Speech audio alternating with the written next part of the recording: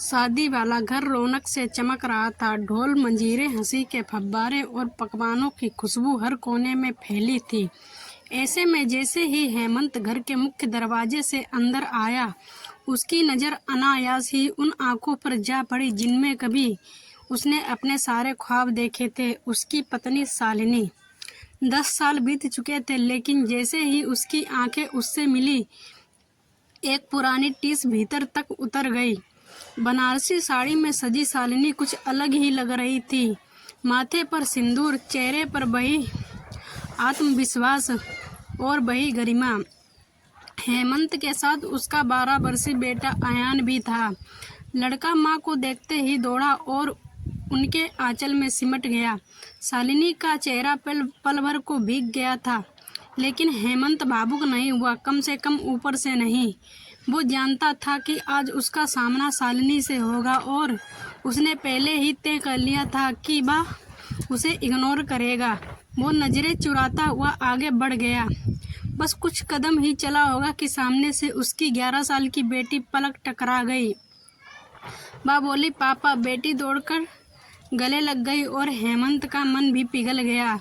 आंखें हल्की सी नम हो गईं और हेमंत और शालिनी का रिश्ता टूटा नहीं था कानूनी रूप से, लेकिन दिलों से दोनों 9 साल पहले ही अलग हो चुके थे। एक ही शहर में रहते हुए पिछले 9 वर्षों से वे 2 अजनबियों की तरह जिए थे। शालिनी और हेमंत की शादी को अभी 5 साल ही हुए थे जब सब कुछ अचानक टूटने लगा था।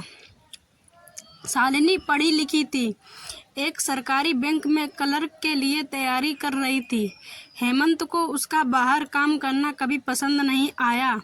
उसे लगता था कि घर संभालना ही पत्नी की असली जिम्मेदारी होती है। एक दिन हेमंत ने साफ कह दिया कि अगर तुमने नौकरी की तो इस घर में नहीं रह पाओगी। शालिनी चुप रही, लेकिन जब उसकी सास ने ताना मारा, बेटे की कमाई पर ऐश करती है, तो वो तिलमिला गई। वो चुपचाप परीक्षा देती रही और पास हो गई। जब हेमंत को पता चला तो उसने रिश्ता खत्म करने की धमकी दी। शालिनी ने एक शब्द नहीं कहा, बस एक दिन बेटी को गोद में लिया और घर छोड़कर चली गई। बेटा अयान हेमंत के पास ही रह गया। 9 साल बीत चुके थे, कोई तलाक नहीं हुआ, कोई कानूनी दस्तावेज नहीं, कोई कोर्ट कचहरी नहीं, लेकिन दिलों की दूरी इतनी गहरी हो चुकी थी कि जैसे 2 जिंदा लोग एक दूसरे की कब्र बन चुके हों। शालिनी ने नौकरी करते हुए अपने लिए एक छोटा घर खरीदा, बेटी की पढ़ाई करवाई और जिंदगी की जद्दोजहद में खुद को साबित कर दिया। हेमंत ने बिजनेस में तरक्की की, लेकिन दिल के किसी कोने में खालीपन बना ही रहा। आज वो अपने बेटे साले के बेटे की शादी में आया था। उसके रिश्ते ससुराल से हमेशा अच्छे रहे थे। हल्दी रस्म शुरू थी, सब जोड़े से तेल चढ़ा रहे थे। हेमंत अकेले खड़ा था। तभी उसकी साली ने हंसते हुए कहा, जीजू, दीदी तो आएंगी नहीं आपके साथ, मैं साथ चलूं आपके हल्दी रस्म के लिए।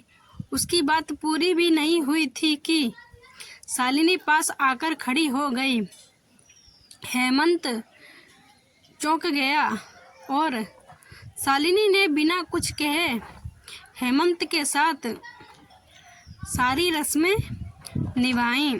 9 साल बाद इतनी नज़दीकी, इतने लोग, फिर भी उनके बीच वही तन्हाई थी। हेमंत ने महसूस किया, शालिनी आज भी वही सेंट लगाती है जो उसे बहुत पसंद है। उस खुशबू ने पुरानी यादें जगा दी। शालिनी ने भी देखा हेमंत की कलाई पर अब भी वही मोली बंधी है जो उसने कभी उसकी रक्षा के लिए बांधी थी। वो सोचने लगी, जैसे मैं उसे नहीं भूल सकी वैसे ही शायद वो भी मुझे आज तक नहीं भूले हैं।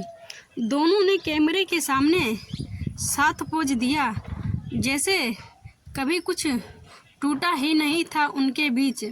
रात को सब सोने चले गए। शालिनी ने बेटी से पूछा, बेटा देखो तो पापा किस कमरे में सो रहे हैं, वहाँ कूलर है क्या?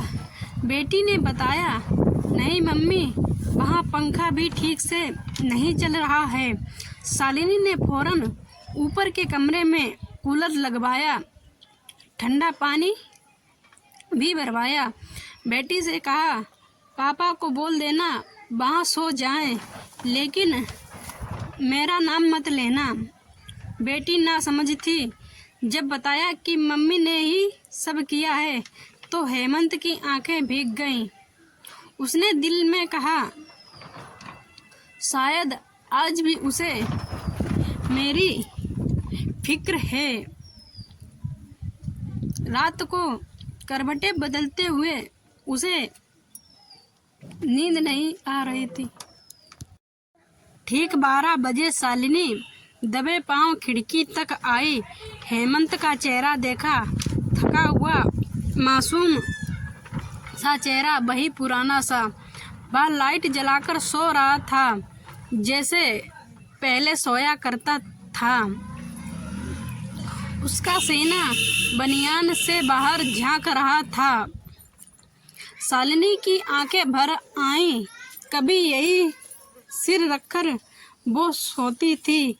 मन में सोचने लगी, आज बरसों बाद यह सुख उसे छूकर भी नहीं गया। वह यह सोच रही थी।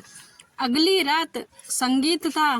शालिनी ने वही रंग पहना जो हेमंत को पसंद था, स्किन कलर की साड़ी। श्रृंगार कर जब वह आई तो सबका ध्यान उसी पर था। जब बच्चों ने नाचने की जिद की तो शालिनी ने वही पुराना गाना लगवाया, हम भूल गए हर बात मगर तेरा प्यार नहीं भूले। और वो नाचती रही जैसे हेमंत के लिए ही नाच रही हो। हेमंत थोड़ी देर बाद उठकर बाहर चला गया। उसके जाते ही शालिनी ने नाचना बंद कर दिया। वो उसे ढूंढते हुई कमरे तक आई और वहीं हेमंत को पहली बार रोते देखा। शालिनी चुपचाप खड़ी रही। हेमंत ने आंसू पोंछे मगर खुद को संभाल ही नहीं पाया। शालिनी बोली, आप रो रहे थे क्या? वो झेप गया, नहीं, आँख में कुछ चला गया था। हेमंत ने कहा। शालिनी ने कहा, पानी लाऊं आपके लिए? हेमंत बोला, नहीं। शालिनी मुड़ने लगी, तभी हेमंत बोल पड़ा, माफ कर दो। वो रुक गई और पूछा, किस बात के लिए? तब हेमंत बोला, मेरी जिद और मेरी गलतियों के लिए। शालिनी तड़प कर बोली, अब क्या फ़ायदा? आपने मुझे पिंजरे में रखना चाहा, मैं उड़ी तो पंख काट दिए। हेमंत गिड़गिड़ाया, मुझे समझ नहीं आया था, मैं बस चाहता था तुम सिर्फ मेरी रहो, तुम्हें कोई और देखे ये भी बर्दाश्त नहीं होता था। मगर तुम जैसी हो वैसी ही सबसे अनमोल हो। वो खामोश खड़ी रही। फिर हेमंत उसके सामने घुटनों पर बैठ गया। तुम लौट आओ प्लीज, शालिनी ने कहा, तुम लौट आओ प्लीज। शालिनी ने कहा, अब तो जीना सीख लिया है, तुम्हारे बिना छोड़ दो मेरा हाथ। हेमंत ने उसका हाथ नहीं छोड़ा, बल्कि झटके से खींचकर सीने से लगा लिया। शालिनी का शरीर कांपने लगा। वो बोली, आप बहुत बुरे हो। हेमंत रोते हुए बोला, तेरी बहुत याद आती थी। शालिनी बोली, मैं रोज तुम्हारी राह देखती थी। हेमंत बोला, दिल आना चाहता था, मगर एक कमबख्त अकड़ पैर में बेड़ी बन गई थी। शालिनी ने मुस्कुराते हुए कहा, तुम्हारी वही अकड़ हमारे 9 साल खा गई। हेमंत बोला, अब कभी इस अकड़ को पास नहीं आने दूंगा। ये रिश्ता रूठने मनाने का है, जिद का नहीं। शालिनी ने सिर उसके सीने पर रख दिया, बोली, अब कभी मुझे खुद से दूर मत करना। हेमंत बोला, अब तो सांस छूटेगी तभी हाथ छूटेगा। अब मैं पति पत्नी के रिश्ते को एक खूबसूरत कविता के द्वारा व्यक्त करना चाहूँगी। जिंदगी की राह आसान नहीं होती, पर जब तुम साथ हो तो हर मुश्किल भी मुस्कुरा देती है। तेरे साथ बिताया हर पल मेरी दुनिया का सबसे हसीन हिस्सा है। ना कोई शिकायत है, ना कोई ख्वाहिश बाकी है अब, क्योंकि तुझे पाकर सब कुछ पा लिया है मैंने। और तेरा साथ मेरी आदत नहीं, मेरी ज़रूरत है। तेरे बिना जीना नहीं आता, और तेरे साथ जीना अब सबसे प्यारी बात लगती है। तू मेरा घर है, तू मेरा सुकून है, तू मेरी सबसे खूबसूरत दुआ है, जो खुदा ने खुद मुझे दी है। मैं जानती हूँ हमेशा सब कुछ सही नहीं होता, झगड़े भी होते हैं और खामोशियाँ भी, पर सच यही है, तेरे बिना मेरा कोई वजूद ही नहीं है। तू है तो सब कुछ है, और अगर तू ना हो तो कुछ भी नहीं है। शायद अल्फाज कभी पूरा नहीं कह पाएंगे, पर मेरी हर धड़कन, हर सांस बस तुझसे मोहब्बत करना जानती है। तू रहे मेरे साथ यूं ही उम्र भर, क्योंकि मेरी हर कहानी बस तुझसे शुरू होती है और तुझ पर ही ख़त्म होती है। तू ही मेरी दुनिया है, तू ही मेरी दुआ है। इस खूबसूरत रिश्ते के लिए कुछ सीख। रिश्ते निभाना मुश्किल नहीं होता, बस हमें कभी कभी चुप रहना सीखना होता है, क्योंकि हर बात पर लड़ लेना प्यार नहीं होता। कभी कभी बिना कुछ कहे समझ लेना ही असली मोहब्बत होती है। पति पत्नी का रिश्ता वो आईना है, जिसमें अगर एक को धुंध दिखाई दे तो दूसरा उसे साफ कर सकता है, ना कि खुद भी धुंधला हो जाए। कभी गलती से नहीं, गलतफहमी से टूटते हैं रिश्ते। इसीलिए जब भी बात बढ़ने लगे तो जिद छोड़ दो, ताकि साथ ना छूटे। प्यार में जीतने की नहीं, एक दूसरे को समझने की होड़ होनी चाहिए, क्योंकि शादी कोई लड़ाई का मैदान नहीं, यह तो वो बगिया है जहाँ 2 लोग मिलकर जीवन को सींचते हैं। सीख यही है कि हर रिश्ता परफेक्ट नहीं होता है, पर जब 2 लोग मिलकर उसे निभाने की ठान लें तो हर रिश्ता खास बन जाता है।